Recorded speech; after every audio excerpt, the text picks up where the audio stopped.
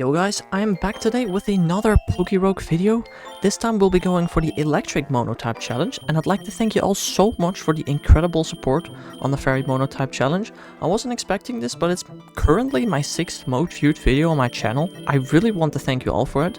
But here we are, as promised, the electric monotype challenge. I already had myself a beast boost shiny circuitry, so I really wanted to take that one onto the team. And on the day that I did this particular run, Elekid had Pokerogue, so I also decided to take Elekid. Now the circuitry has a quiet nature, which is absolutely not gonna screw me over later. Alright, the first 10 floors were incredibly easy. Just circuitry with Beast Boost alone is more than enough to handle this, but even later in the run, I have Tail Glow on this thing, as if Beast Boost wasn't broken enough already. And on floor 11, I finally found my first Wild Electric type in a Pikachu Libre. Just 3 floors later, I also found myself a PhD Pikachu, which I added to the team. And on floor 20 we reached our first gym battle in Cress. Right, water.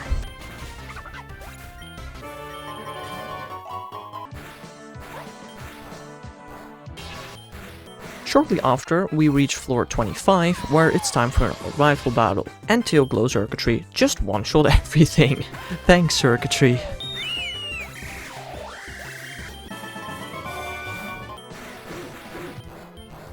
And floor 30 was cleared without any issues. And with my +6 special attack circuitry, the next couple of floors also were no issue at all. And on floor 42, we found another team member in a Magnemite. After catching that, Elekid evolved into an Electabuzz. And after a couple more floors, Magnemite evolved into a Magneton. On floor 48 I found another Magneton which I could add to the team.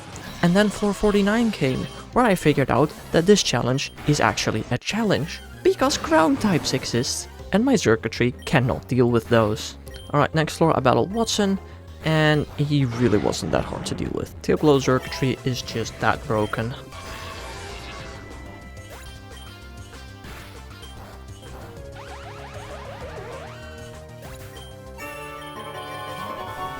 Alright, next floor I found another electric type, where I was able to add a Dedenne to my team, and a little later in the power plant I also found an Ampharos. Next up, time for another rival fight, and Tail Glow circuitry, I'll leave it to you.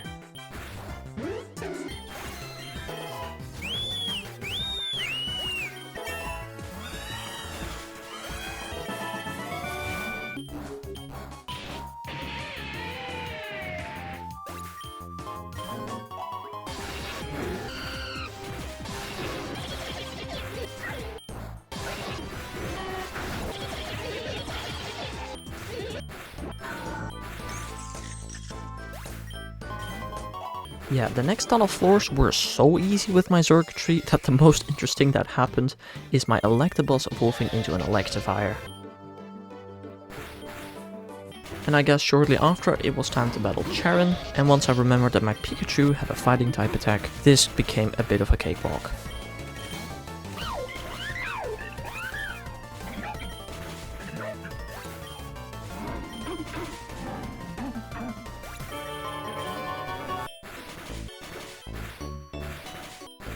Alright, after a couple more floors I evolved my Magneton into a Magnezone. And on floor 91 I found a Mechanical, which is completely useless in this run, so I just decided to kill it. Alright, time for floor 95, another rival battle. I burned the Decidueye with my Electivire.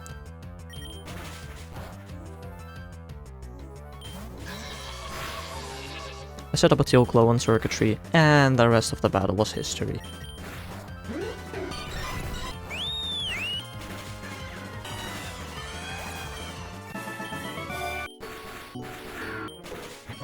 And floor 100 was also cleared super easily. We're halfway there.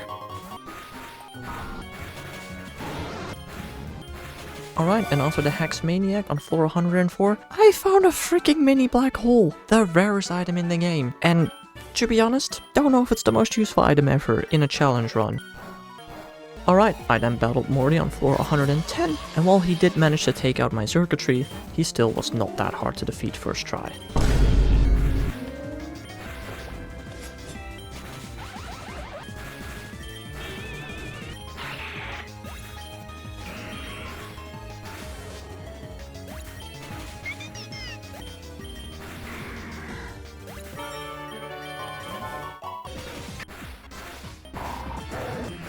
Shortly after Morty, it was time to battle Lysander, and while a couple of my Pokemon did die, I'm not gonna lie, the 115 team leader is really usually not that hard to defeat.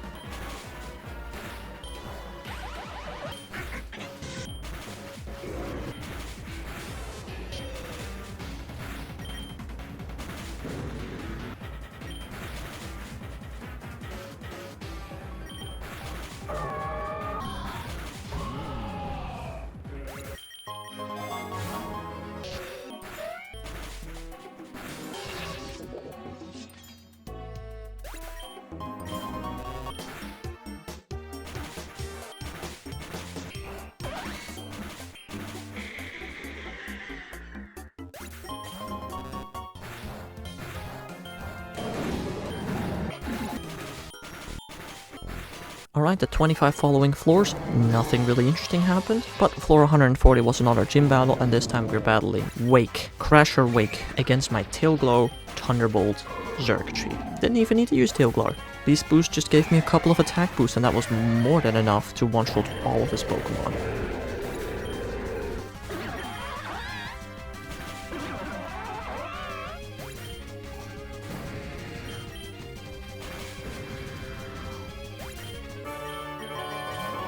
Alright, shortly after it was time for another rival battle, and this time it wasn't so easy, because her Decidueye one-shot my Circuitry before I could even have the chance to set up. But on the second try, Circuitry did actually manage to get a couple of KOs.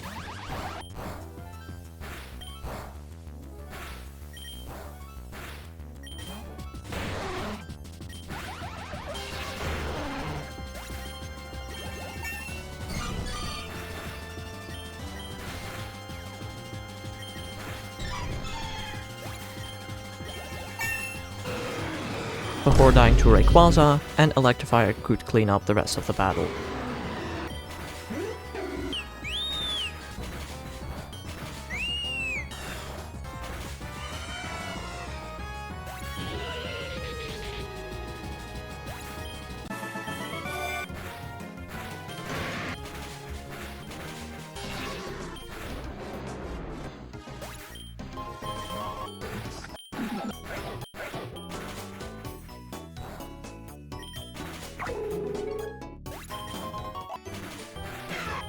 Alright, next interesting thing that happened was Lysander on floor 165, and just like in the fairy video, he led with a Flutter Mane again. The one thing I did not know from the fairy video though, is that this thing has earth power. So yeah, the first attempt was kind of doomed to begin with. The second attempt I was like, let's Magnet Rise.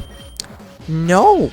Apparently not. This Lysander fight actually gave me a whole lot of issues, and it took me half an hour to finally defeat him. It took so many attempts, because my team was just not able to counter him at all in the slightest.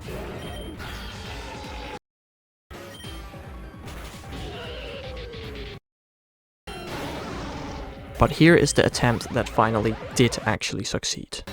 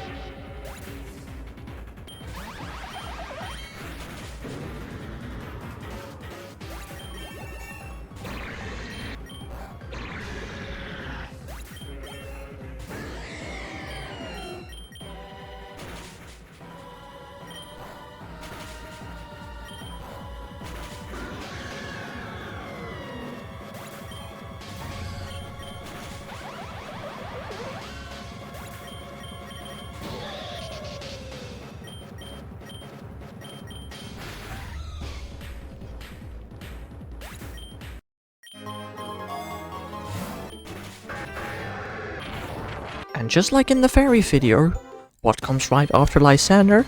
A gym leader! When my team is at less than half health. Seriously, can somebody please fix that? And move this to like level 180 or something. This battle also took like 20 minutes or something, but let's time-lapse how I figured out the way to win.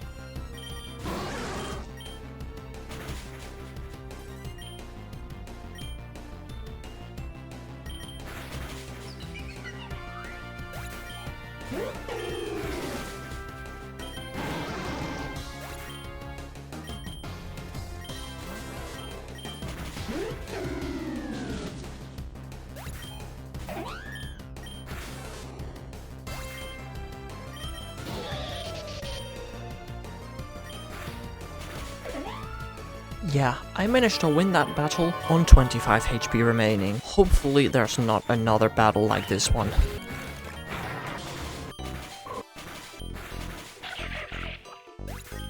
Alright, time for the Elite Four, leading off with Melva and Circuitry with Thunderbolt and Beast Bolt. Cleared out most of the team already.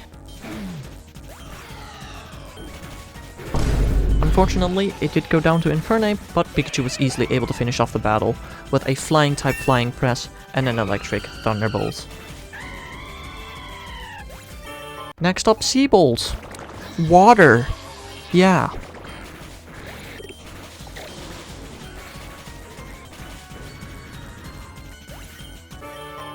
Third up, Wickstrom, and I had the lead with a quick little Magnet Rise so I wouldn't die to his Steelix, throw a couple of Energy Balls to his face, and then Thunderbolt the rest of the team.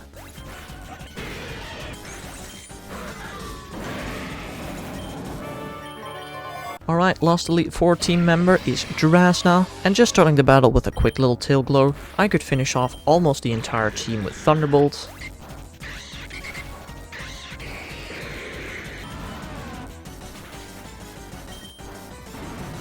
Only her last Pokemon managed to take out my Circuitry, and my Electivire had to finish off the battle with an Ice Punch. Alright, time for the champion, Diantha. I started off with setting up a Tail Glow on my Circuitry, then Thunderbolted the next couple of Pokemon.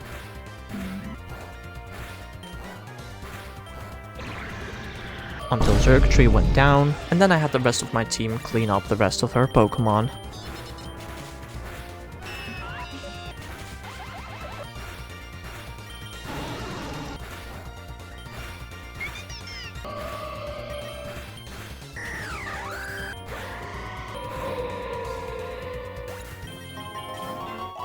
And alright, after battling a couple of Paradox Pokemon, it was time to fight my rival. And by the fact that I just grabbed an item, that is proof that this was literally my first attempt against a rival battle. That's apparently how easily I managed to walk through this battle.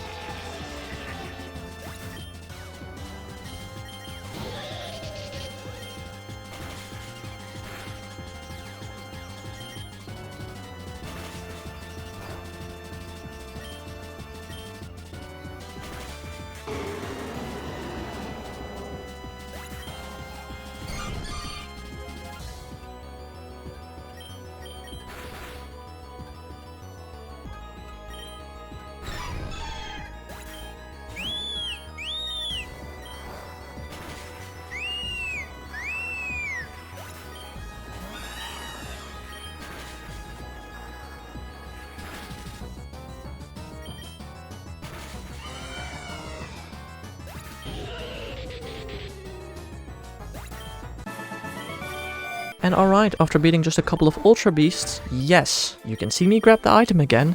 I defeat Eternatus first try. For some reason the last 10 floors were like the easiest ones of the entire challenge. I don't know how, but I'll happily take it.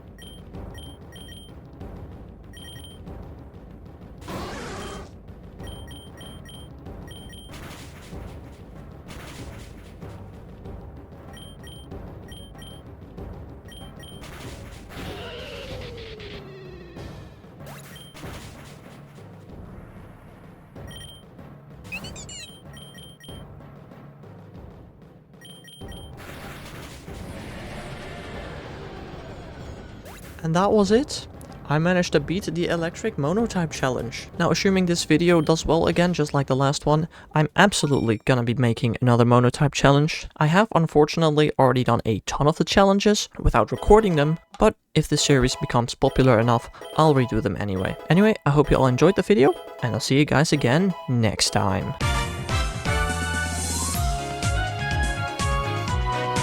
Shortly after we reach... Shortly after we... Why can I not say that? Shortly after... Shortly after we... Why? Shortly after we reach floor 35? Now the circuitry has a... Just three floor... Shortly after we... And floor clarity was... Did I just say clarity? Alright, I then bottled... Yes. The one thing I did not know from the Flutter main Alright, time for the champion, Cynthia.